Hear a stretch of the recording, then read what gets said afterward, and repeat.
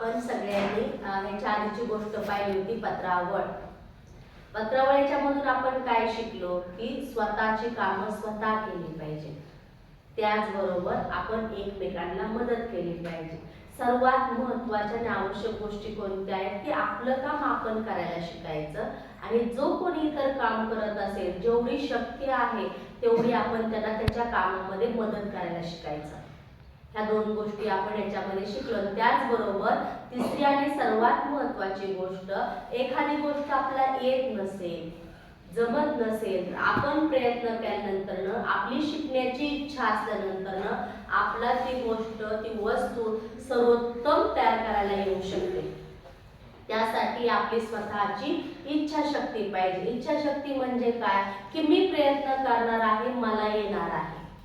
आणि जेव्हा आपण ते बनवण्यासाठी तयार करण्यासाठी आपण प्रयत्न करू त्यावेळेला आपल्याला ते सहज शक्य होणार आहे. म्हणजे ह्या पत्रावळ या गोष्टीतून आपण 3 या महत्त्वाची शिकवण शिकलेलो आहोत. श्यामच्या आईमधले भाग 9 आणि रात्र 8 आज आपण पाहणार आहोत क्षमेविषयी प्रार्थना. ह्या गोष्टीमध्ये काय सांगितलंय, ह्याच्यातून आपल्याला काय शिकायचंय तर आपण आजच्या गोष्टीमध्ये पाहूया. पहा, गोष्ट वाचायला मी पहिल्यांदा सुरुवात करते. रात्र 8 क्षमेविषयी प्रार्थना. बाहेर पिठूर चांदणे पडले होते. मंदिराच्या गच्चीवर सारी मंडळी बसली होती. दूरचा नदी प्रवाह चांदीच्या प्रवाहासारखा दिसत होता. नदीला विश्रांती माहीतच नाही, सारखे वाहने तिला माहीत. पायाने काय सांगितले, आता हे जे निसर्गरम्य ठिकाण असतं त्याचं वर्णन त्यांनी सांगितलंय की श्याम त्यावेळेस कुठे होता, गोष्ट सांगायला सुरुवात करण्याच्या तो कुठे गेला होता. आणि तुम्ही आम्ही सगळेजण नदी सर्वांना माहिती आहे. मग आपण नदीवर गेल्यानंतर ती किती शांतपणे आणि व्यवस्थित वाहत असते. म्हणजे आपण सुद्धा त्या नदीकडे एक शिकण्यासारखं आहे की न थकता आपण आपलं काम करायला शिकलं पाहिजे. आपल्याला बऱ्याचदा वाटतं की मी आता एवढं खूप काम केलं, घरात झाडू मारला, खूप काम केलं, आता मी पुढचं काम करणार नाही आपण म्हणतो ना.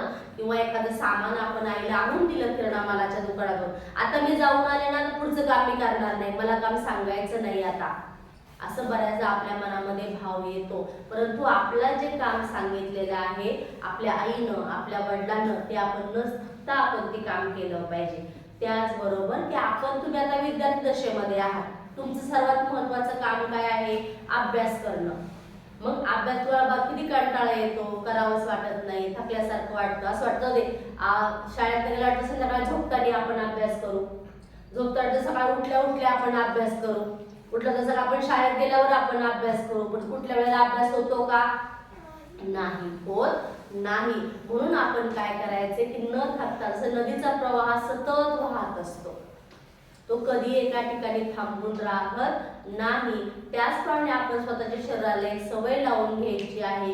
मी सुद्धा न थकता जी माझी कामं आहेत ती मी स्वतः करणार आणि त्याचबरोबर मी माझा अभ्यास वेळेच्या वेळेला पूर्ण करणार. आता पुढे काय सांगितलं, तिची प्रार्थना कर्ममय प्रार्थना सारखी 24 तास सुरू असते.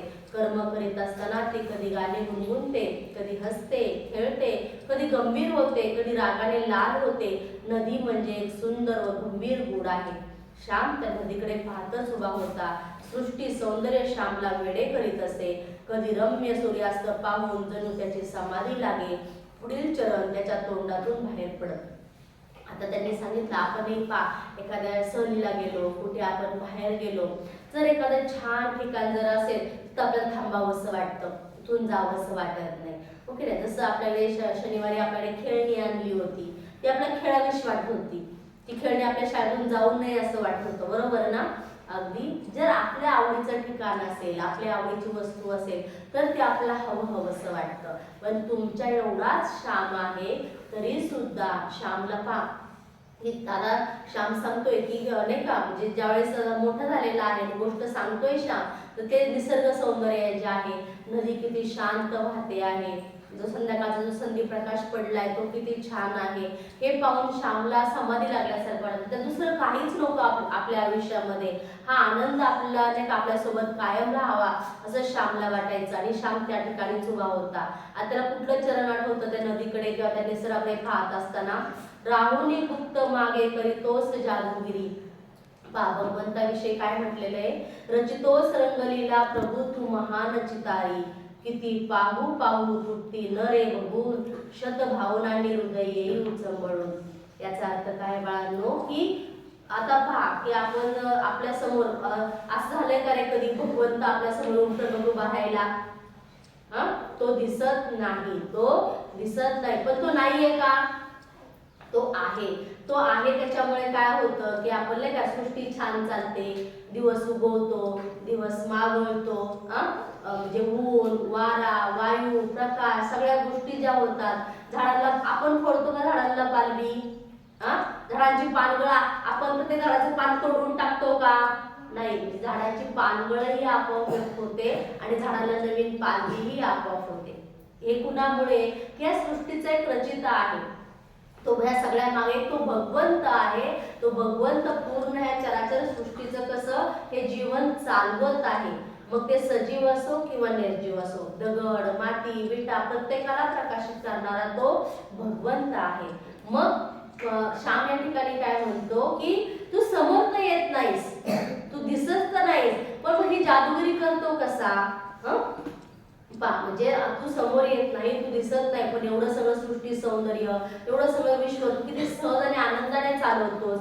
पुढे तो रचितोस रंगलीला प्रभू तू एक महान चितारी, म्हणजे तू हा जो पण चित्रकार आहेस तू महान आहेस. म्हणजे एवढे सगळे छान रंग, आपल्या आयुष्यात पण एवढे छान रंग त्यांनी भरलेले आहेत. आपल्याला जे जे हवं आहे त्या गोष्टी सगळ्या भगवंताने दिलेल्या आहेत. म्हणजे आपण जन्माला यायच्या आधी बाळांनो आपल्याला आई आहे, आपल्याला वडील आहे, आजी आहे, आजोबा आहे, मामा मामी आत्या काकू, हे सगळे आपण जन्माला यायच्या आधी तयार केलेले आहेत. ओके नाही? म्हणजे आपली सोय व्हावी, आपलं जीवन व्यवस्थित जगण्यासाठी भगवंताने सगळं काही आधीच तयार करून ठेवलेलं आहे.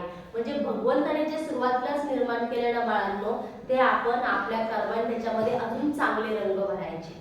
म्हणजे आपल्याला जेवढं चांगलं करता येईल आयुष्यामध्ये कोणालाही न दुखवता ते करायचं. आणि त्याचबरोबर कसं करायचं? आनंदी राहून. आपलं मन आणि चेहरा कायम आनंदी असला पाहिजे, नाही तर आपला चेहरा कायम रडतात. ओके, काय झालं? काय पाहिजे? काय करायचंय? ते कायम त्या चेहऱ्यावरती 12 वाजलेले. असं आवडतं का आपल्याला? समजा एखाद्या 2 बाळं तुमच्या समोर ठेवली, एक खूप रडत असेल, आवडेल तुम्हाला? आणि एक रडत नाही, छान हसतंय खेळतंय, तुम्ही कुठल्या बाळाला उचलून घ्याल पहिल्यांदा? हसऱ्या बाळाला. रडणाऱ्या बाळाला घ्याल का? का बरं? दोन्ही सारखीच आहेत की, दोन्ही सारख्याच वयाची आहेत. दोघांनाही छान नटवलंय, छान ड्रेस घातले, छान मस्त सगळं आवरलंय दोघांचं. फक्त एक बाळ रडतंय आणि एक बाळ छान हसतंय खेळतंय. तुम्ही कुठल्या बाळाला घ्याल?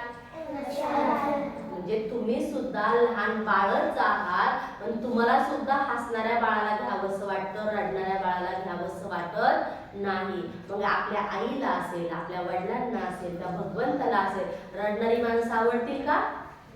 तुम्ही रडणारी बाळ आवडतील का? नाही. त्यासाठी ना नेहमी हसत राहायचं. एखादी गोष्ट नाही मिळाली, नाही रडायचं, नाही दंगा करायचा, नाही चिडायचं, नाही आरडाओरडा करायचा. ठीक आहे, आज नाही मिळाली, मला नंतर मिळेल.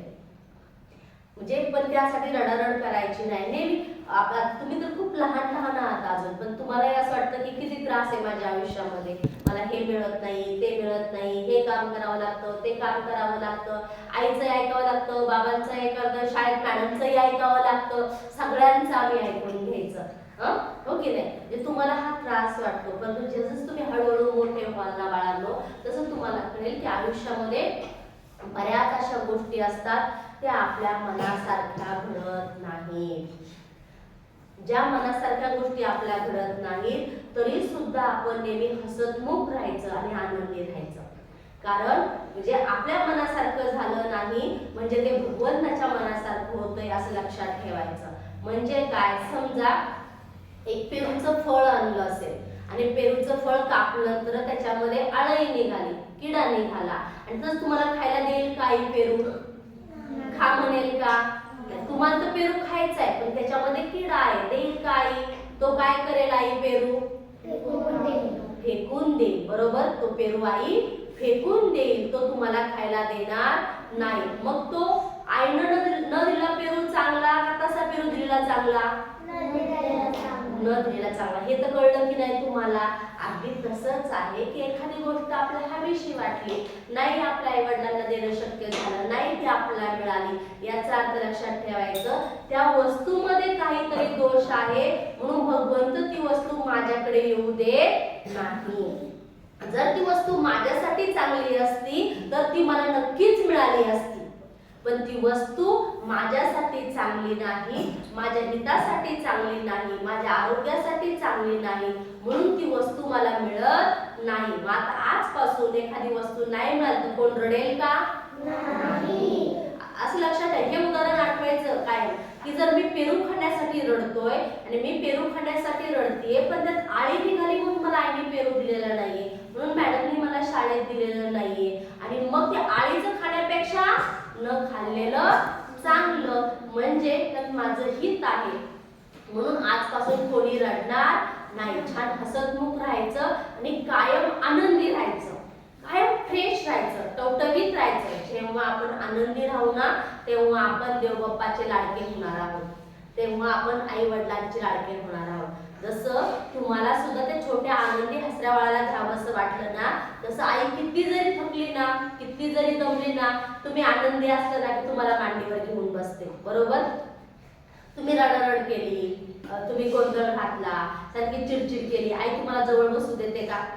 आई काय बोलते? लांब बस, मग ये माझ्याजवळ, पण तिकडं तू नको माझ्याजवळ लगेच म्हणते ना. असं का म्हणते? कारण आपण आपल्या आईला पण नाही आवडत असं चिडचिड केलं. ती आपल्यासाठी रात्रंदिवस कष्ट करत असते, बाबा आपल्यासाठी रात्रंदिवस कष्ट करत असतात, आणि आपण आपलं छान फक्त बरं आनंदी राहण्यासाठी काय लागतं का बाळांनो? पैसे लागतात का त्याला? नाही. म्हणजे भगवंताने किती मोठं सगळं आपल्याला किती मोठं वरदान दिलेलं आहे की आपण छान हसरं राहिलं, छान आनंदी राहिलं, मस्त राहिलं तर आपण सगळ्यांच्या आवडीचं आणि सगळ्यांचं लाडकं होऊन जातो. मग ज्याला ज्याला आजपासून आपल्या सगळ्यांच्या लाडकींचं, म्हणजे घरात असो, शाळेत असो, बाहेर कुठे चाललेलं असो, तर आपण सगळ्यांच्या लाडकं बनवून जातो. मग आपल्या सगळ्यांचं लाडकं आणि सगळ्यांचं आवडीचं बनायचं असेल तर आपला चेहरा आणि आपलं मन आनंदी पाहिजे, फ्रेश पाहिजे, हो की नाही? का आपला चेहरा उठून ज्याला झोपच आली पाहिजे असं पाहिजे का?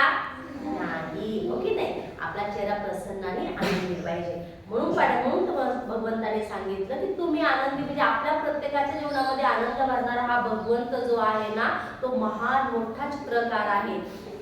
त्यावेळेस श्याम असं म्हणतो किती पाहू पाहू तृप्ती न भरे बघून, म्हणजे किती वेळा जरी तुला पाहिलं ना तरी मन भरत नाहीये, माझं मन शांत होत नाहीये, की मला इतका आनंद मिळतो ना तुला पाहिल्यानंतर ना असं वाटतं की तुला पाहतच राहावं. पुढे म्हणतो शत भावनाने हृदय येई उचंबळून, म्हणजे माझ्या मनामध्ये एवढ्या काही भावना येत आहेत की मला असं नक्की काय करावं ते कळत नाही. म्हणजे मला आनंदही होतोय, तुला पाहत राहा असंही वाटतंय, आनंद अश्रूही माझ्या डोळ्यातून वाहत आहेत. म्हणजे एवढं सगळं निर्माण करणारा आणि एवढं सगळं वरदान तू मला देणारा तू एक महान चित्रकार आहे. आता पुढे पहा, या वेळेसही त्याची अशी समाधी लागली होती का?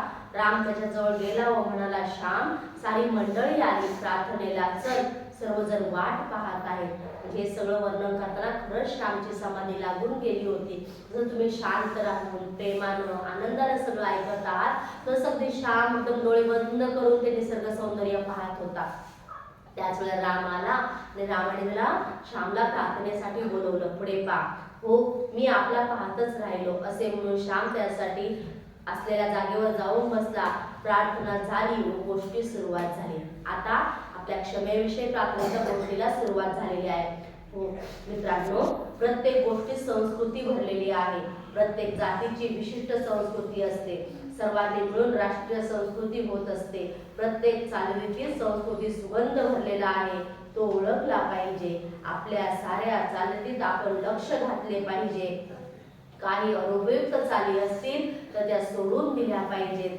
प्रत्येक संस्कृतीचे संवर्धन करणाऱ्या चाली मरू देता कामा नये. आपल्या देशातील, आपल्या समाजातील प्रत्येक आचार आणि एक शिकवण आहे.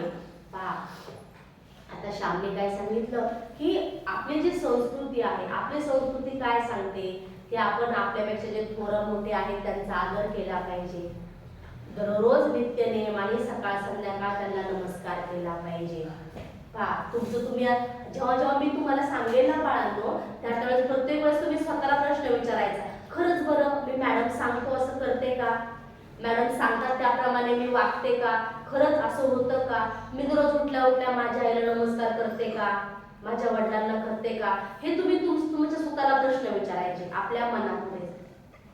म्हणजे आपली संस्कृती काय सांगते, आपल्यासाठी अविरतपणे कष्ट करणारे आपले आई वडील, त्यांना आपण नमस्कार करतो का? त्यांचा आशीर्वाद घेतो का? त्यांच्याशी आपण प्रेमाने बोलतो का? त्यांच्याशी आपण ओरडून बोलतो? बऱ्याचदा आपलं असं वाटतं, आपण बऱ्याचदा म्हणतो या आई तुला काय कळतं ग? म्हणजे ज्या आईनं आपला जन्म दिला, ज्या आईनं आपल्याला लहानाचं मोठं केलं, ज्या आईने आपल्याला मोठं करण्यासाठी एवढं कष्ट सोसलं, एवढ्या यातना सहन केल्या, त्याच आईला आपण बाळांनो असं म्हणतो, तुला काय कळतं ग? तुला काय समजतं ग? तू अशी वागते, तू असं करते, तू असं बोलते की नाही? म्हणजे जी आई आपल्याला घडवते, आपल्याला चांगले संस्कार करते, आपल्याला एक उत्तम माणूस बनवते, त्याच आईला आपण असे उलट प्रश्न विचारतो. तेव्हा या ठिकाणी साने गुरुजी असं सांगतात की आपली संस्कृती काय सांगते की आपल्यापेक्षा मोठ्या असणाऱ्या व्यक्तींना, घरातील असो घरातल्या बाहेर असो, कधीही उलटून बोलायचं नाही, त्यांना कधी उलट उत्तर द्यायचं नाही. बऱ्याचदा कधी कधी काय होतं, तुम्ही घरामध्ये असाल, तुमचा भाऊ पण घरामध्ये आहे, तर दादाकडे एखादी भाजी सांडली, दादाकडे पाणी सांडलं, तर दादाकडे एखादी चूक झाली, आईला असं वाटतं की तुम्हीच केली, मग आई तुम्हाला ओरडते, बरोबर? आई तुम्हाला रागवते, त्यावेळेस वाईट वाटून घ्यायचं का? ठीक आहे ना. जी आई आपल्याला एवढं सकाळी दुपारी संध्याकाळी छान छान खाऊ घालते, आपले कपडे धुते, आपल्याला स्वच्छ ठेवते, आपलं एवढं सगळं आवडते, मग तिला आपल्याला रागवण्याचा अधिकार नाहीये का बाळांनो? तिला आपला ओरडण्याचा अधिकार नाहीये का? आपलं ओरडलं की तेवढं पुरतं वाईट वाटतं, पण ज्यावेळेस ती आपल्यासाठी खायला बोलत त्यावेळेस आपल्याला वाटतं का आई आपल्या किती काम करते? वाटतं का आपल्याला? नाही. त्यावेळेस आपण विसरून जातो. तुमच्या शाळेचे 2-2, 3-3 ड्रेस आहे, कोण धुतं? तुम्ही धुता? आईला किती काम असू द्या, ती तिचं काम करते, पण ती सगळी आपली कामं आपली आई करत असते. आपल्या चपला नीट ठेवणं, आपलं सगळं आवरणं, आपली पुस्तकं नीट ठेवणं, आपला स्वच्छ आंघोळ घालणं. मग एखाद्या एवढी सगळी चांगली कामं करताना एखाद्या दिवशी आपली चूक नसेल आणि त्या दिवशी जर आपली आई आपल्याला ओरडली असेल, आपला राग काय यावा बाळांनो? यायला पाहिजे का असा राग? नाही, असा राग नाही यायला पाहिजे. आपल्या आईचं जरी कधी चुकलं असेल, कधी काय चुकून जरी एखादी घटना घडली असेल, तरी आपल्या आई वडिलांविषयी कधी मनामध्ये राग भरायचा नाही. ज्यावेळेस आई वडिलांचा आपल्या मनामध्ये राग येईल ना, म्हणजे तुम्ही किती मोठे झाला, तुम्ही माझ्या एवढे जरी झाला आणि त्यावेळेस जरी तुम्हाला वाटलं की नाही माझ्या आईचं हे चुकलं, माझ्या आईने असं नव्हतं करायला पाहिजे, माझ्या वडिलांचं हे चुकलं, माझ्या वडिलांनी असं नव्हतं करायला पाहिजे, त्यावेळेला सुद्धा आपल्या आईने आपल्यासाठी आतापर्यंत काय काय चांगल्या गोष्टी केल्या त्या आठवायच्या. लक्षात? जेव्हा तुम्हाला आईचा राग येईल, जेव्हा तुम्हाला वडिलांचा राग येईल, त्यावेळेस कोणती गोष्ट करायची की माझ्या आईनं मी एवढा मोठा, एवढी मोठी होईपर्यंत माझ्यासाठी काय काय केलं ते आठवायचं. म्हणजे आपल्या मनामध्ये राग येणार नाही. आपण आजारी असल्यावर आई जागते का आपल्यासाठी? आई आजार असते आपण जागतो का आईसाठी? नाही, हो की नाही? मग आपण कमी पडतो त्यावेळेस आई आपला राग करते का? आई आपल्याला ओरडते का? आई म्हणते का मी आजारी, तू का नाही जागी राहिली, तू का नाही जागा राहिला म्हणते का? नाही. आई आपल्याकडनं, वडील आपल्याकडनं कोणतीही अपेक्षा ठेवत नाही. म्हणून आपण काय करायचं, कधी जर त्यांच्याकडे चुकून असं झालं, आपलं चुकलं नसेल तरी त्यांनी आपला ओरडा दिला, रागाच्या वरती 2 फटके दिले, तरी त्यांचा राग भरायचा नाही. त्यांनी असं का केलं असे प्रश्न मनामध्ये आणायचे नाही. चला पुढे गोष्ट पाहूया. आमच्या घरी एक अशी पद्धत होती की रोजच्या दुपारच्या मुख्य जेवणाच्या वेळी प्रत्येकाने श्लोक म्हणावयाचा. जेवताना श्लोक म्हटला नाही तर वडील रागे भरत. वडील आम्हाला श्लोकही सुंदर सुंदर शिकवित असत. मोरोपंत, वामन पंडित यांचे सुंदर श्लोक व कविता ते शिकवित असत. तशीच इतर स्तोत्रे, भूपाळ्या वगैरे शिकवीत. पहाट झाली की वडील येत, आम्हास उठवीत, आमच्या अंथरुणावर बसत आणि आम्हाला भूपाळ्या व श्लोक वगैरे शिकवू लागत. आम्ही अंथरुणातच गोधड्या पांघरून बसत असू. माझ्या लहानपणी आमच्याकडे ब्लँकेट नव्हते. गोधडी, पासोडी किंवा आईची चौघडी हेच पांघरून अंथरुण असायचे. गणपतीची, गंगेची वगैरे भूपाळ्यावरील शिकवीत. कानी कुंडलाची प्रभा, चंद्र सूर्य जैसे नभा, हे चरण आजही मला मधुर वाटतात. वक्रतुंड महाकाय, शांताकारं, वसुदेवसुतं देवं, कृष्णाय वासुदेवाय वगैरे संस्कृत श्लोक, तसेच गंगे गोदे यमुने, कृष्णानुजा सुभद्रा, कुंकुमवंडित जलके, देवी म्हणे अनार्या, हे रथवीर धनी यदुराया, असे येतो देखे मारावय मजला, अंग वक्र दही धरी पावा वगैरे आर्या व श्लोक ते शिकवीत. हे श्लोक आम्हाला लहानपणी पाढे. रोज एखादा नवीन श्लोक ते शिकवायचे. वडील नुसते तोंडपाठ नसत घेत करून तर अर्थही सांगावयाचे. सौमित्र म्हणजे कोण असे ते विचारित. आम्हाला सांगता आले नाही तर पुन्हा प्रश्न विचारित. लक्ष्मणाची आई कोण? आम्ही सांगावे सौमित्रा. मग सौमित्र म्हणजे कोण? आम्ही सांगावे अंदाजाने लक्ष्मण. भले शाब्बास अशी मग ते शाब्बासकी देत. सौमित्र याचा अर्थ सांगितल्यावर मग राधेय म्हणजे कोण, सौभद्र म्हणजे कोण वगैरे विचारित. जणू शिक्षण शास्त्राप्रमाणे ते शिकवीत. वडिलांच्या या पद्धतीमुळे शेकडो संस्कृत शब्दांचा अर्थ आम्हाला समजू लागला होता.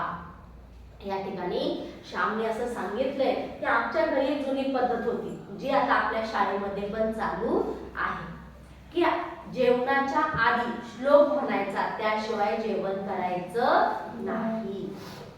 मग श्याम सांगतो की आमचे वडील काय करायचे की दररोज आम्हाला एक नवीन श्लोक घ्यायचे. नुसता श्लोक घ्यायचे नाही, श्लोकाचा अर्थ समजून सांगायचे. श्लोकामध्ये असणारे वेगवेगळे संस्कृत शब्द आम्हाला विचारायचे, त्यावरती प्रश्न विचारायचे. प्रश्न विचारला, त्याची उत्तरं दिली म्हणजेच तो आपला श्लोक समजला असा त्याचा अर्थ होतो. जर आपलं उत्तर देता आलं नाही, त्याचा अर्थ समजला असा होईल का? नाही. मग आपण नुसतं पाठ केल्यासारखं होईल. कोणती गोष्ट नुसती पाठ करून उपयोगाची आहे का? नाही. आपण जे लिहितो, आपण जे वाचतो, आपण जे पाहतो ते सगळं समजून घ्यायचं आणि मग पाठ करायचं. नुसतं समजून न घेता पाठ केलं तर ते पाठांतर उपयोगाचं आहे का? नाही. कारण हे का शिकायचं? आपण आता जे श्लोक आहेत हे सगळं आता नवीन वेगवेगळे श्लोक सांगितले, आपणही वेगवेगळे श्लोक म्हणतो. हे का म्हणायचे, का पाठ करायचे? कारण आपल्या स्वतःला एक चांगली सवय लागावी आणि त्या भगवंताचे आपण आभार मानले पाहिजेत, त्यासाठी हे सगळं आहे. म्हणजे आपण एक चांगला माणूस बनण्यासाठी ह्या सगळ्या गोष्टी करणं गरजेचं आहे बाळांनो, आणि आपण त्या करत राहिल्या पाहिजेत. म्हणून ह्या गोष्टीच्या सुरुवातीलाच सांगितलं, आपल्या संस्कृतीने आपल्याला जे जे दिलंय ते चांगलं नेहमी करत राहायचं, अगदी आपल्या शेवटच्या श्वासापर्यंत. पण एखादी गोष्ट समजा अशी असेल की ती चुकीची असेल तर ती करायची नाही. म्हणजे जरी जुनी लोक करत असेल पण ते चुकीचं असेल तर तसं करायचं नाही. पण चांगल्या ज्या गोष्टी आहेत त्या मात्र आपल्या शेवटच्या श्वासापर्यंत करायच्या. आलं लक्षात सगळ्यांच्या? आता आपण पुढे जाऊया. आता काय म्हणतो भाषा? वडील पहाटे शिकवीत सायंकाळी आई शिकवीत. म्हणजे आई आणि वडील दोघेही शिकवायचे. वडील पहाटे काय शिकवायचे? श्लोक, भूपाळ्या, हे की नाही, आणि सायंकाळच्या वेळी संध्याकाळच्या वेळी आई शिकवायची. आता पहाटे पहाटे आईला काम असायचं, त्यामुळं काय व्हायचं की आई संध्याकाळच्या वेळेस शिकवायची आणि पहाटे पहाटे वडील शिकवायचे. आई काय काय शिकवायची? दिव्या दिव्या दीपोत्कार, कानी कुंडल मोतीहार, दिवा देखून नमस्कार, किंवा तिळाचे तेल, कापसाची वात, दिवा देवे मध्यरात, दिवा देवे देवापाशी, माझा नमस्कार सर्व देवांच्या पायापाशी. म्हणजे जे पहा की आई सुद्धा रोज सायंकाळी बसली, ज्याला आपण शुभम करोती म्हणतो. आता आपण काय म्हणतो? शुभम करोती. मग आई रोज सायंकाळच्या वेळी देवासमोर दिवा लावून आई हे सगळं म्हणून घ्यायची पहा वगैरे आई शिकवीत असे. आम्हालाही त्यामुळे पाठ करण्याचा नाद लागे. दुपारी जेवणाच्या वेळी जर वडिलांनी न शिकवला परंतु आम्हीच पाठ केला श्लोक आम्ही म्हटला तर वडील शाबासकी देत. त्यामुळे आम्हास उत्तेजन मिळेल. पहा, जर आपण एखादं काम केलं जे आपल्या आईने सांगितलेलं असेल, वडिलांनी सांगितलं असेल, आणि ते जर आपण काम केलं तर आपल्या आईला किती आनंद होतो. वडिलांनाही खूप आनंद होतो. पण समजा की आपण सांगितल्यापेक्षा जास्त काम केलं तर दुःख होईल का आनंद होईल? आनंद. म्हणजे आपल्याला शाबासकी देतात की नाही? आम्ही तर सांगतो की आमच्या वडिलांनी जो आम्हाला श्लोक सांगितलाय, त्यांनी न शिकवला आम्ही जर श्लोक पाठ केला, त्यांना म्हणून दाखवला, ते आम्हाला शाबासकी द्यायचे. आणि त्यांनी दिलेली शाबासकी म्हणजे सर्वात मोठं बक्षीस मिळाल्यासारखं वाटायचं. तेव्हा अजून वाटायचं की आपण अजून नवीन श्लोक पाठ करूया आणि आपण आपल्या वडिलांना म्हणून दाखवूया. गावात कुठे लग्न मुंज पंगत असली किंवा उत्सवाची सभा समारंभ असली, तेथेही मुले श्लोक म्हणत, जो श्लोक चांगला म्हणे त्याची सारे स्तुती करेल. अशा रीतीने घरी दारी श्लोक पाठ करावयास उत्तेजन मिळेल. जेवताना सुंदर काव्य, सुंदर विचारांचे श्लोक कानावर पडत जणू ते ऋषीपर्णच होत असे. त्यांनी सांगितलं की पा चांगली गोष्ट केली ना बाळांनो, त्याचं कौतुक होतं. मग आपण घरी असो, बाहेर शाळेमध्ये असो, शाळेमध्ये येताना शेजारी असो, बाहेरच्या वातावरणात असो, आपण कुठेही जरी असलो, एखाद्याचं समजा एखाद्याची वस्तू हरवली आणि आपण पटकन त्याला जर आपल्याला ती सापडली आणि आपण त्याला जर ती वस्तू देऊन दिली, ते आपल्याला ओरडतील का रे? ते काय करतील? ते काय करतील? शाबासकी देतील, हो की नाही? म्हणजे चांगलं काम केलेलं, चांगलं कर्म केलेलं प्रत्येकाला आवडतं. मग प्रत्येक जण त्याची काय स्तुती करतो. स्तुती करतो म्हणजे काय? चांगलं म्हणणं, तुमच्या आई वडिलांना चांगलं म्हणणं. तुम्हाला चांगलं म्हणणं म्हणजे आपोआप तुमच्या आई वडिलांना चांगलं म्हणण्यासारखं आहे बाळांनो. की आपल्या पाठीमागे आपण तर आपल्या आई वडिलांसाठी काही करू शकत नाही. समजा तुम्ही घरी गेलात आणि तुम्ही आईने समजा काय विचारलं असेल किंवा ठेवला खाऊ तुम्ही खाल्ला आणि आईने विचारलं हा खाऊ कोणी खाल्ला, तुम्ही म्हटला मी नाही खाल्ला, मी नाही घेतलं. ह्याच्यावर कोणी घेतलं? इथलं जरासं ठेवलं होतं, मी नाही खाल्लं. खाल्लं तर तुम्हीच, तुम्ही सांगितलं ते मी नाही घेतलं, मी पाहिलं सुद्धा नाही ग आई, मग मी इथलं पाहिलं पण नाही. मग अशा वेळेला आई काय तुम्हाला म्हणते? तुझ्या मॅडमनी शाळेत तुला हे शिकवलं का? म्हणते ना अशी. आता मी शिकवते तुम्हाला असं चोरून करायला, खोटं बोलायला मी शिकवते का? नाही. पण आई काय म्हणते? तुझ्या मॅडमनी शाळेत तुला हे शिकवलंय का? तसंच बाळांनो, ज्या वेळेस तुम्ही समाजामध्ये वावरता आणि एखादी चुकीची गोष्ट करता, तेव्हा समाजातील इतर माणसे काय म्हणतात? तुझ्या आईने तुला हे शिकवलं का? आता आपल्या आई तिथे आली का? आपल्या आईची काय चूक आहे का? पण आपल्या चुकीच्या कर्मामुळे बोल कुणाला लागला? आपल्या आईला. लक्षात आलं? म्हणजे आपल्या चांगल्या कर्मामुळे ना आपल्या आईला कोणी चांगलं नाही म्हटलं तरी चालेल बाळांनो, की ह्या बाळाची आई किती चांगली आहे, ह्या बाळाला किती छान वळण लावले, किती चांगले संस्कार केले, असं कुणी नाही म्हटलं तरी चालेल.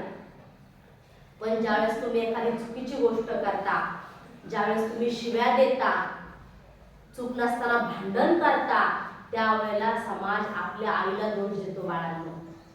आणि मग आपल्या आईची चूक नसताना आपल्या आईला बोलणी खावे लागतात. त्यावेळेस आपल्या आईनं आपल्यावर जे संस्कार केले त्याच्यावरती बोट दाखवलं जातं. म्हणून घरात वावरताना, घराच्या बाहेर वावरताना, आपण दुसरे कुठल्या ठिकाणी गेलो तिथे वावरताना सुद्धा आपण काय करायचं? जेवढं शक्य आहे तेवढं चांगलं कर्म करायचं. चुकूनही चुकीचं कर्म कधी करायचं नाही. आता चुकीचं कर्म म्हणजे काय? आपल्याला माहिती असतं, म्हणजे खोटं बोलू नये, कुणाची खोडी काढू नये, कुणाची निंदा करू नये. निंदा करणं म्हणजे हा असा आहे, तो तसा आहे, तो तसा वागतो, तो तसा बोलतो. काय करायचंय आपल्याला? कोणी कसं का वागेना, आपण छान वागायचं.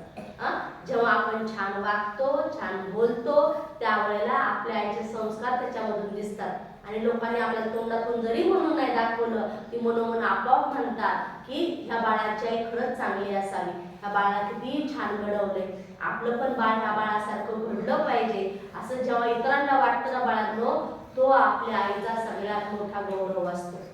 मग तुम्ही आता शाळेत आहात म्हणूनच नाही, जेव्हा तुम्ही मोठे व्हाल ना, जेव्हा तुम्ही माझ्या एवढे असे व्हाल ना किंवा माझ्यापेक्षाही मोठे व्हाल ना, त्यावेळेला मात्र तुमच्याकडे पाहून असं वाटलं पाहिजे इतरांना की खरंच माझं मूल पण ह्या बाळासारखं पाहिजे.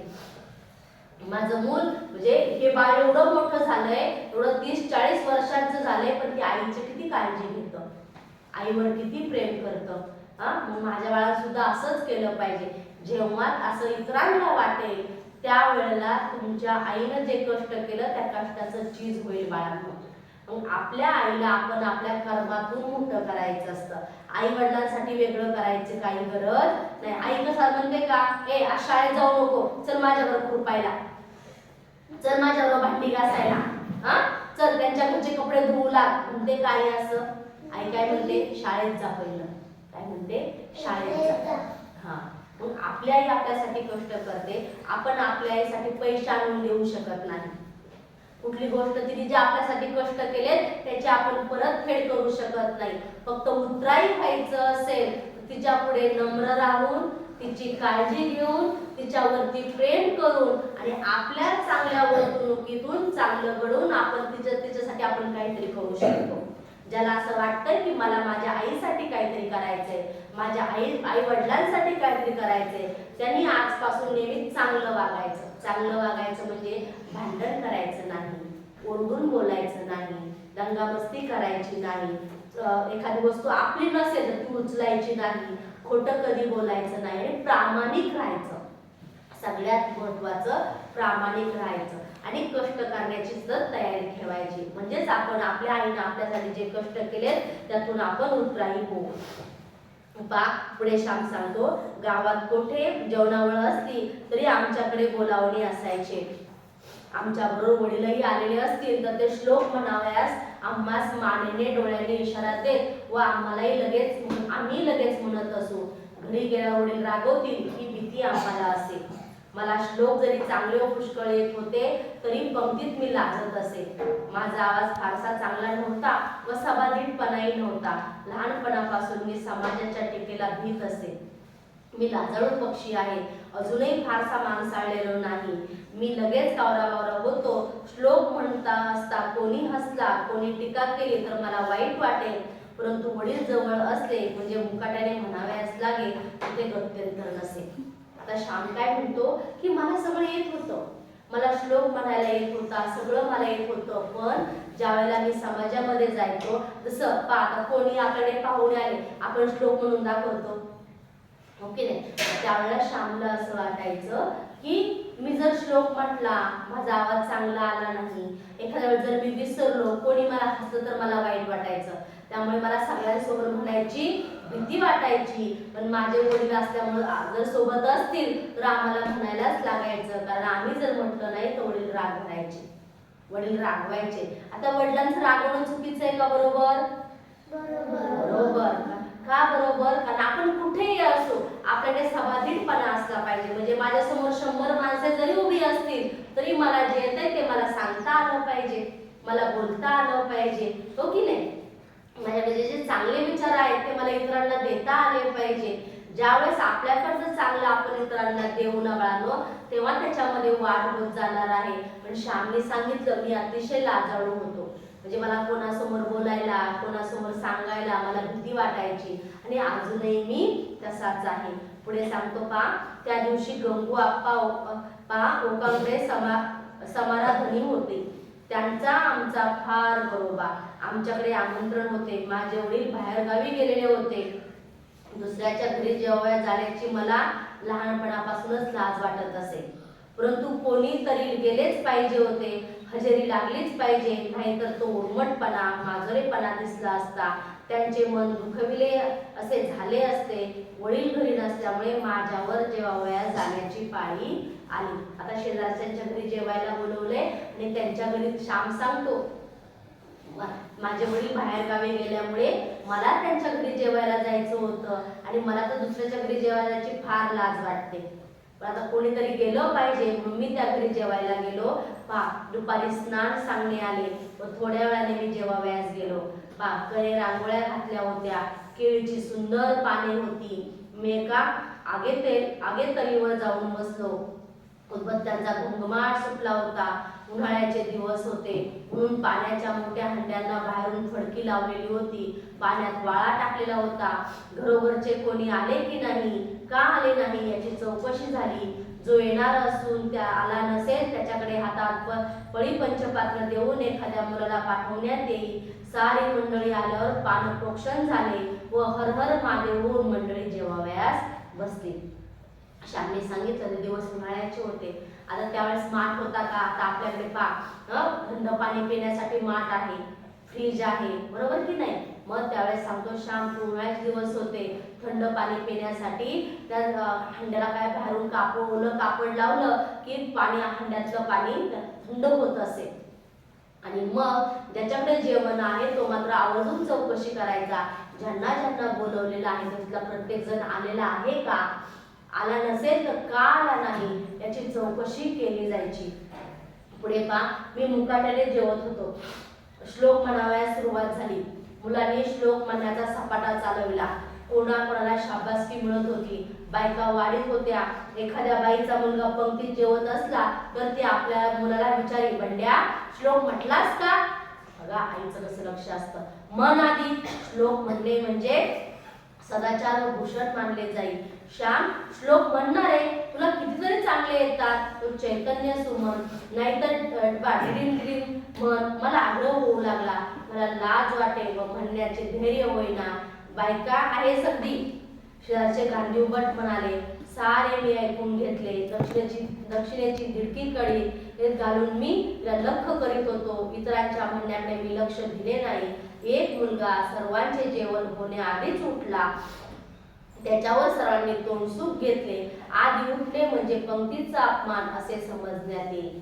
श्याम सांगतो की सगळेजण जेवायला बसले होते आणि सगळे जेवायला बसल्यानंतर सगळे मुलं श्लोक म्हणत होते. ज्या बायका जेवण वाढीत होत्या, ज्या त्या पंक्तीमध्ये आपला मुलगा असेल त्या मुलाला विचारायच्या, बंड्या श्लोक म्हटलास ना? नसेल म्हटला आधी श्लोक म्हण आणि मग जेवण कर. श्लोक न म्हणता जेवण करू नकोस.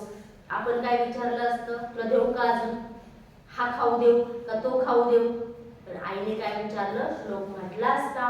नसेल म्हटला तर म्हण. आणि श्यामला काय सांगितलं, गोविंद भटजी काय म्हणले, श्याम तू म्हण ना, तुला कितीतरी श्लोक येतात, कुठलाही एक श्लोक म्हण. पण श्यामला लाज वाटली. श्यामने काही श्लोक म्हटला नाही, तो तसाच बसून राहिला. आणि ज्या वेळेला त्यातला एक मुलगा जो आहे, सगळे जण जेवण करत असताना त्याचं जेवण लवकर झालं म्हणून पंक्तीतून तो उठून उभा राहिला आणि चालू लागला. ज्या वेळेला बाळांनो सगळे आपण पण रोज एका पंक्तीमध्ये जेवायला बसतो, सगळेजण जेवायला बसलेले असतील आणि आपलं जेवण झालं म्हणून आपण उठून जाणं ही चांगली गोष्ट नाही, त्या पंक्तीचा अपमान आहे. जरी आपलं जेवण झालं असेल, इतरांचं जेवण बाकी असेल, आपण बसून राहिलं पाहिजे आणि सगळ्यांच्या बरोबरच आपण जेवताना उठलं पाहिजे. असं होतं का पंक्तीत जेवायला वाढलं की वाढलं की आपण जेवायला सुरुवात करतो का? नाही.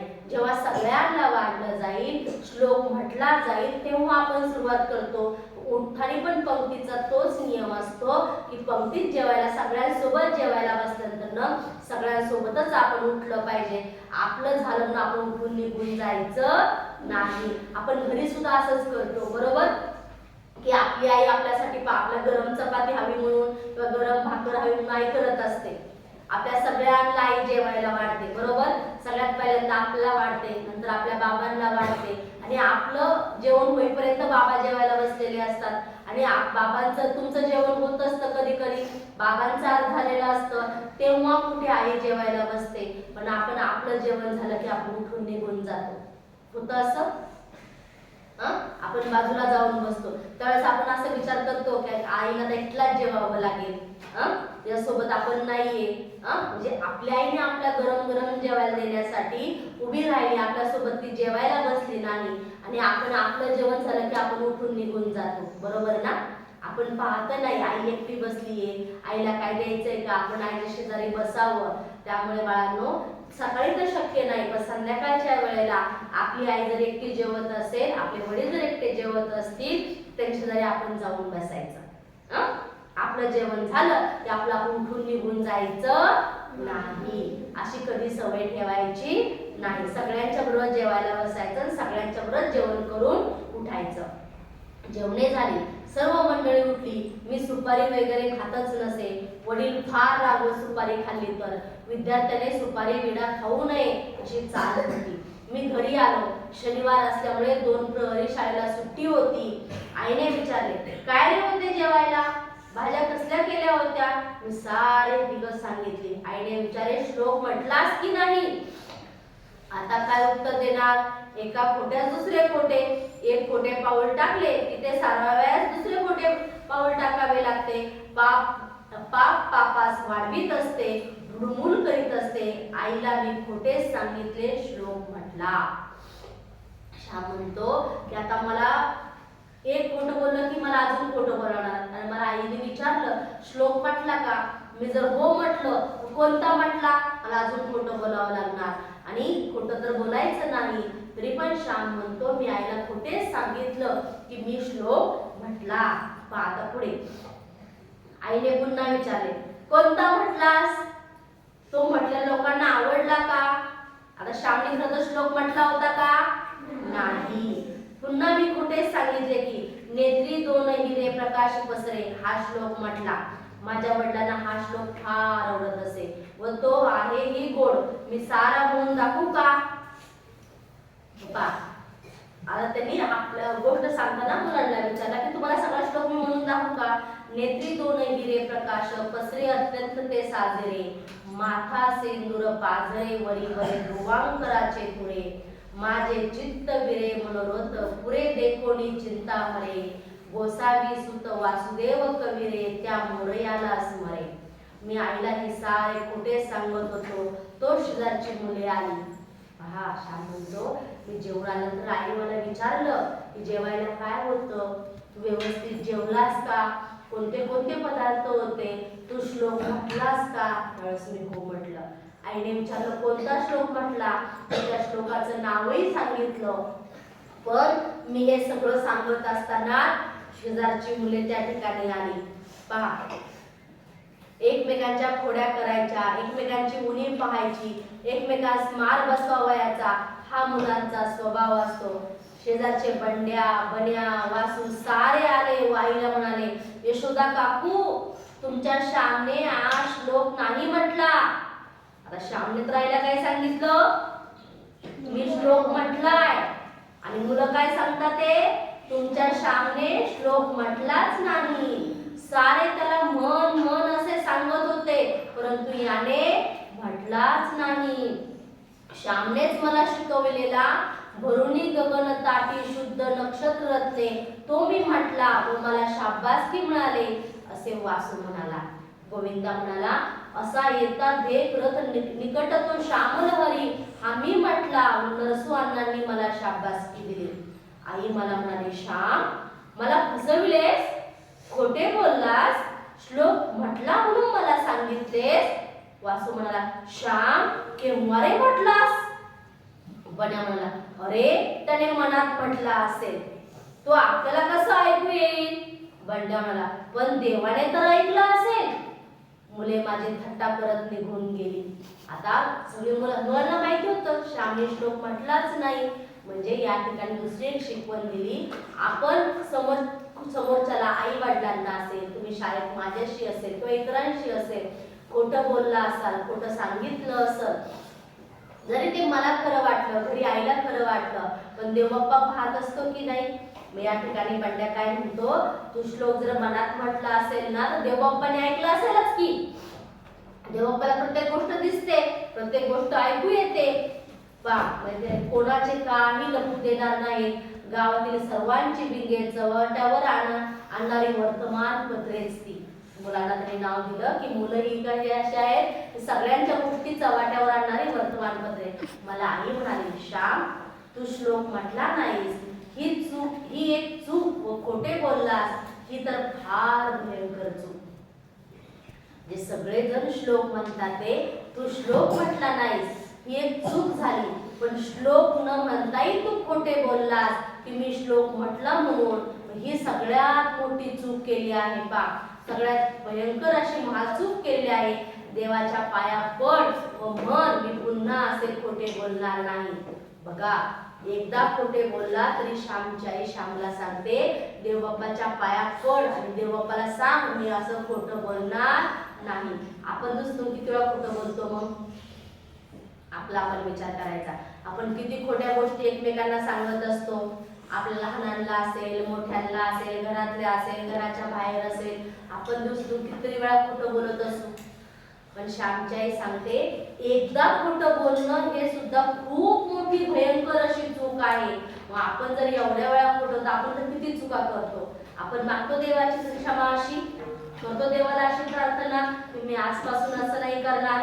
पहा, ज्या देवात नाही तर घरी येऊ देत त्यांना सांगेल, मग मार बसेल, बोलणी खावी लागतील, मी जागचा हल्लो नाही. मला वाटले आई वडिलांना सांगणार नाही, ती विसरून जाईल, आजचा तिचा राग उद्या कमी होईल. आई पुन्हा म्हणाली नाही नाही तर बरं मी आता बोलत नाही. आईने सांगितलं जा देवबाप्पाच्या पाया पड आणि देवाला सांग देवबाप्पा आज मी चुकून खोटं बोललो, पण मी आजपासून पुन्हा परत कधीही खोटं बोलणार नाही. पण श्याम श्यामच होता, अगदी तुमच्यासारखा. तो काही जागचा हल्ला नाही, तो काही देवबाप्पाच्या पुढे गेला नाही. मग आई म्हणाली जर तू देवबाप्पाची क्षमा नाही मागितली, तुझ्या वडिलांना मी नाव सांगणार. आणि वडिलांना वाटलं, श्यामला वाटलं आई काय वडिलांना सांगणार नाही, आई विसरून पण जाईल. मग आई श्यामला म्हणते श्याम मी तुझ्याशी बोलणार नाही हो. वडील रात्रीच परगावून आले होते, रोजच्या प्रमाणे ते पाटे उठवावयास आले. त्यांनी भूपाळ्या सांगितल्या, आम्ही म्हटल्या. वडिलांनी मला विचारले श्याम काल कोणता श्लोक म्हटलास. पहा, आता आईचं विचारून झालं होतं, आता परत कोणी विचारलं, वडिलांनी विचारलं. आई ताक करत होती, तिची सावली भिंतीवर नाचत होती, उभे राहून ताक करावे लागे. मोठा डेरा होता, माठ्या सुद्धा मोठा होता. आईने एकदम ताक करायचे थांबविले व ती म्हणाली श्यामने काल श्लोक म्हटला नाही. म्हणजे श्याम पुन्हा खोटं बोलायच्या आधीच आईने वडिलांना सांगून दिलं काल श्यामने श्लोक म्हटला नाही. मला मात्र खोटेच येऊन सांगितले की म्हटला, परंतु शेजारच्या मुलांनी सारी खरी हकीकत सांगितली. मी त्याला सांगत होते की देवाच्या पाया पड व पुन्हा खोटे बोलणार नाही असे म्हण, परंतु किती सांगितले तरी ऐकेनाच. वडिलांनी ऐकले व रागाने म्हटले होय का रे, उठतोस की नाही, त्या भिंतीजवळ उभा राहा, श्लोक म्हटलास का काल. आता वडील दंडावून विचारतात आईला तर फसवलं आपण, आईला फसवलं. आईला खरं कळत रे आईने आपला काही केलं नाही. पण आता वडील विचारतात आता पहा, वडिलांचा राग पाहून मी घाबरलो. मी रडत रडत म्हटले नाही म्हटला. खोटे का सांगितले, 100 तुला सांगितले आहे की खोटे बोलू नये म्हणून. वडिलांचा राग व आवाज वाढत होता. मी कापत कापत म्हटले आता नाही पुन्हा खोटे बोलणार. आणि ती देवाच्या पाया पड म्हणून सांगत होतं, ऐकले नाही. आई बापांचे ऐकावे हे माहित नाही वाटते. वडील चिडलेले, रागवलेले. वडील म्हणतात तुला सांगितले ना आई वडिलांचं ऐकायचं असतं म्हणून, माजलास होय तू. वडील आता उठून मारणार असे वाटू लागले. मी रडत रडत आईजवळ गेलो, आईच्या पायावर डोके ठेवले, माझे पडत पडत असो तिच्या पायावर पडले. आई मी चुकलो, मला क्षमा कर असे मी म्हटले. आईच्याने बोलवेना, ती वात्सल्य मूर्ती होती. म्हणजे आपण कधी आईला म्हटलं आई माझं चुकलं, मला क्षमा कर, आई किती रागवलेली असू द्या लगेच आपल्या जवळ घेत नाही. आई किती चिडलेली असेल, किती रागवलेली असेल, पण आपण एक शब्द म्हटला ना आई माझं चुकलं, मी असं नव्हतं करायला पाहिजे, लगेच आई आपल्या जवळ घेते. आईचा राग क्षणात निघून जातो. म्हणूनच आईला श्याम या ठिकाणी वात्सल्य मूर्ती असं म्हणतो. वेगळ्या ढिकराप्रमाणे माझी स्थिती झालेली पाहून तिला वाईट वाटले, परंतु स्वतःच्या भावना आवरून ती म्हणाली देवाच्या पाया पड, पुन्हा खोटे बोलण्याची बुद्धी देऊ नकोस असे त्याला प्रार्थना करून सांग. मी देवाजवळ उभा राहिलो. स्पुंद म्हणजे तुला समजतं की नाही, रडल्यावरती मला स्पुंदत म्हणले, हुंका देणं की नाही. मग देवाला प्रार्थना लोटांगण घातले. नंतर मी पुन्हा भिंतीजवळ जाऊन उभा राहिलो. वडिलांचा राग मावळला होता. आता मी आईची क्षमा मागितली, देवबाप्पाची पण क्षमा मागितली, त्यामुळे वडिलांचा राग गेला होता. हे इकडे असे ते मला म्हणाले. मी त्यांच्या जवळ गेलो, त्यांनी मला जवळ घेतले, पाठीवरून हात फिरवला व ते म्हणाले जा आता शाळा आहे ना, म्हणजे या गोष्टीतून एक शिकायला मिळतं की आपले आई वडील आपल्यावर किती रागवले, किती चिडले, पण आपण जर क्षमा मागितली तर ते क्षणात आपला माफ करतात. तुम्ही ज्यावेळेस बाहेरच्या लोकांच्याकडे जाल, तुम्ही त्यांची क्षमा जरी मागितली, तुम्हाला पटकन कोणीही माफ करणार नाही. पण आपले आई वडील ह्या जगाच्या पूर्ण विश्वामध्ये बाळांनो फक्त आपले आई वडीलच असे आहेत की ते आपल्याला प्रत्येक वेळेला आपल्या प्रत्येक चुका पोटामध्ये घेतात. तुम्ही आता लहान आहात म्हणून नाही, तुम्ही जेवढे जसजसे मोठे व्हाल तुमच्या हातून कळत नकळत झाल्या सगळ्या चुका पोटात घेण्याची, तुम्हाला माफ करण्याची आणि तुम्हाला जवळ घेण्याची क्षमता फक्त आपल्या आई वडिलांमध्ये असते. दुसरं कोणी तुम्हाला एवढ्या प्रेमाने जवळ घेणार नाही आणि तुमच्या चुका सुद्धा माफ करणार नाही. आपण जर एखाद्या मित्राने आपल्याला पेन्सिल मागितली, त्याला जर आपण दिली नाही, 2 दिवस तो मित्र आपल्याशी बोलत नाही, बरोबर ना? कट्टी घेतो आपल्याशी, हो की नाही? आपल्या मनासारखं कोणी नाही वागलं, लगेच एकमेकांशी कट्टी घेता तुम्ही. आता बोलायचं नाही माझ्याबरोबर 2 दिवस असं म्हणता की नाही? पण आपले आई वडील असे आहेत, ते आपण त्यांची क्षमा मागितली, ते क्षमा पण का मागायची की आपण चांगलं घडावं, एक चांगलं माणूस बनावं, या समाजाने आपल्याला कोणी नावं ठेवू नये यासाठी त्यांची धडपड असते. आपल्याला चांगलं वळण लागावं, आपण चांगलं मोठा माणूस बनावं, यशस्वी जीवन आपण आपलं व्हावं, यासाठी आपली हे जीवन घडण्यासाठी आपले आई वडील प्रयत्न करत असतात आणि म्हणून ते आपल्या वेळ प्रसंगी रागवत असतात. म्हणून आपण आपल्या आई वडिलांचा राग कधी धरायचा नाही. आता वडिलांनी जवळ घेतलं आणि वडील सांगतात ठीक आहे, तू क्षमा मागितलीस ना, ये जवळ ये आणि आता जा, तुला शाळेत जायचंय ना, आवर लवकर. शाळेत काय म्हणतो मी म्हटले आज रविवार, आज सुट्टी आहे.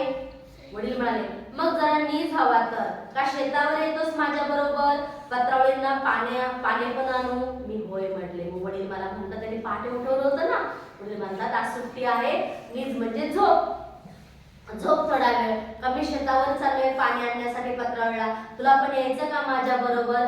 श्याम लगेच हो म्हणतो आणि वडिलांसोबत जातो. वडिलांचा स्वभाव मोठा हुशार होता, त्यांनी एकदम सारे वातावरण बदलले, रागाचे ढग गेले व प्रेमाचा प्रकाश पसरला, जसे काही झालेच नाही. आम्ही बापलेक शेतावर गेलो. माझी आई मूर्तिमंत प्रेम होती, ती वेळ प्रसंगी ती कठोर होत असे, तिच्या कठोरपणातच खरे प्रेम होते, खरी माया होती. कधी कठोर प्रेमाने तर कधी गोड प्रेमाने आई या श्यामला आम्हा सर्वांना वागवीत होती. कधी ती प्रेमाने थोपटी तर कधी रागाने थोपटी, दोन्ही प्रकारांनी ती मला आकार देत होती. ह्या बेडक व ऐदी गोळ्याला रूप देत होती. थंडी व ऊब दोन्हींनी विकास होतो, दिवस व रात्र दोन्हीमुळे वाढ होते. सारखाच प्रकाश असेल तर नाश, म्हणून एका कवितेत म्हटले आहे, करुणी माता अनुराग राग, विकासवी बाळ मना विभाग, फुले तरु सेवनी उष्ण शीत, जगी असे हीच विकास रीत. या ठिकाणी श्यामने सांगितलंय की आपल्याला आपली आई ओरडली तरी ती प्रेमच करते. असं आहे का आई ओरडली आपल्याला जेवायला देत नाही? होतं असं? आई रागवली आपल्यासाठी स्वयंपाकच आई बनवत नाही, असं होतं कधी? किंवा आई आज आपण आईचं काम ऐकलं नाही, आईने आपले कपडेच आज धुतले नाही, असं होतं कधी? आई आपल्याला रागवते आपलं चांगलं होण्यासाठी, आपल्यावर आई प्रेम करते आपलं चांगलं होण्यासाठी. व तुमचं आणि माझं एकच काम आहे, आपल्यावर आई ओरडली तरी आईचा राग धरायचा नाही. आपली चूक नसेल तरी ओरडली तरी पण आपल्या आईचा वडिलांचा कधी राग करायचा नाही. कारण आपल्या ह्या जगाच्या संपूर्ण विश्वात बाळांनो आपली आई आणि आपले वडील हेच 2 व्यक्ती असे आहेत जे शेवटच्या श्वासापर्यंत आपल्या बरोबर असतात. बाकी कुणी आपल्या आयुष्यात साथ देत नाही. आपली चांगली परिस्थिती असेल लोक आपल्या सोबत असतात.